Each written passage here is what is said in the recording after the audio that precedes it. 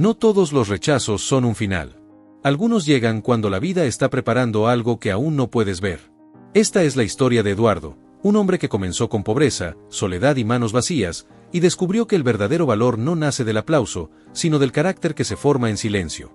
Porque cuando el esfuerzo tiene fe y propósito, incluso el dolor puede convertirse en legado.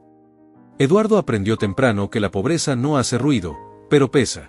No llegó como una desgracia puntual, sino como una presencia constante que se sentaba a la mesa y dormía en los rincones. Cada día comenzaba con lo justo y terminaba con menos. Aún así, nadie le enseñó a llamarla injusticia, todos parecían tratarla como destino. Las pérdidas llegaron sin pedir permiso. Primero fue el hogar, luego las figuras que daban sentido y, con el tiempo, la confianza en sí mismo. El mundo no se detuvo para explicarle nada. Simplemente siguió adelante, dejando a Eduardo con preguntas que no sabía formular y silencios que nadie quiso escuchar. El rechazo se volvió cotidiano, casi invisible para los demás. Miradas que pasaban de largo, puertas que no se abrían, palabras que reducían su nombre a una condición. No era solo la falta de oportunidades, era la sensación persistente de no pertenecer. Como si su sola presencia incomodara. Con los años, comenzó a preguntarse si todo aquello era culpa suya. Si había algo defectuoso en su forma de ser, en su origen, en su historia. Esa duda se filtró hondo, erosionando la voz interior que alguna vez creyó firme. El desprecio externo empezó a convertirse en juicio interno. Pero incluso en medio de esa confusión, algo se resistía a morir. No era optimismo ni rebeldía, sino una pequeña convicción silenciosa. La idea de que la vida no puede reducirse a lo que otros deciden ver. Una chispa tenue, pero persistente, que se negaba a apagarse. Eduardo no tenía grandes discursos ni respuestas claras. Su fe, si podía llamarse así, era torpe y sencilla. No pedía triunfos ni explicaciones, solo fuerza para levantarse cada mañana sin endurecer el corazón. En ese gesto humilde comenzó a gestarse algo nuevo. Comprendió, sin saberlo del todo, que ser pobre no es una falta moral. Que la soledad no es una condena y que el rechazo no siempre dice la verdad.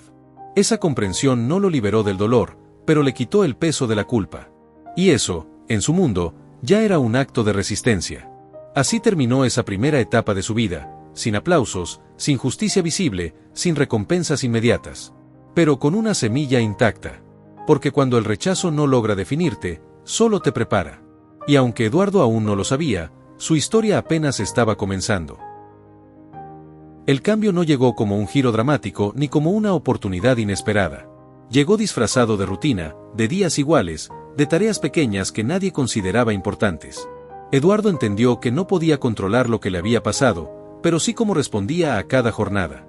Y esa decisión comenzó a ordenarlo por dentro. Empezó por lo básico, levantarse temprano, cumplir aunque nadie lo vigilara, cuidar lo poco que tenía. El orden no le dio dinero de inmediato, pero le devolvió dignidad. Cada cosa en su lugar parecía decirle que su vida también podía tener estructura. En ese silencio, algo se estaba construyendo. El trabajo seguía siendo duro y poco reconocido. Algunos lo trataban igual que antes, como si nada hubiera cambiado. Pero Eduardo ya no trabajaba solo para sobrevivir, sino para formarse. Cada esfuerzo repetido era un ladrillo invisible en un carácter que se fortalecía sin testigos. Hubo días en los que el cansancio pesó más que la esperanza. Momentos en los que pensó que tanta constancia no tenía sentido. Sin embargo, algo había cambiado, ya no huía del dolor ni lo usaba como excusa. Había aprendido a caminar con él sin dejar que lo gobernara. El rechazo seguía presente, pero ahora cumplía otra función. Ya no era una herida abierta, sino una prueba. Cada no lo obligaba a ser más preciso, más responsable, más firme. Sin darse cuenta, estaba siendo preparado para algo que aún no veía. Su fe también empezó a transformarse. Dejó de ser una súplica desesperada y se volvió una confianza silenciosa. No esperaba señales espectaculares, solo la certeza de que hacer lo correcto, incluso en lo pequeño, no era en vano. Esa convicción le dio estabilidad cuando todo afuera era incierto. Eduardo entendió que el verdadero cambio no ocurre cuando el mundo te valida, sino cuando tú decides no traicionarte. La disciplina comenzó a proteger su corazón del resentimiento. El orden le enseñó a respetar su propio esfuerzo. Y la constancia le dio identidad. Nada de esto era visible para los demás. No había aplausos ni reconocimientos. Pero en ese taller silencioso, donde nadie mira, el carácter estaba tomando forma. Y cuando el carácter se forma, el destino empieza a obedecer, aunque aún no lo parezca. Los primeros frutos no llegaron como abundancia, sino como estabilidad. Eduardo empezó a notar que las cosas ya no se desmoronaban con la misma facilidad. Había orden donde antes había caos, y claridad donde antes solo había urgencia. No era riqueza, pero sí un suelo firme sobre el cual pararse. Con el tiempo, otros comenzaron a confiar en él. No por sus palabras, sino por su constancia.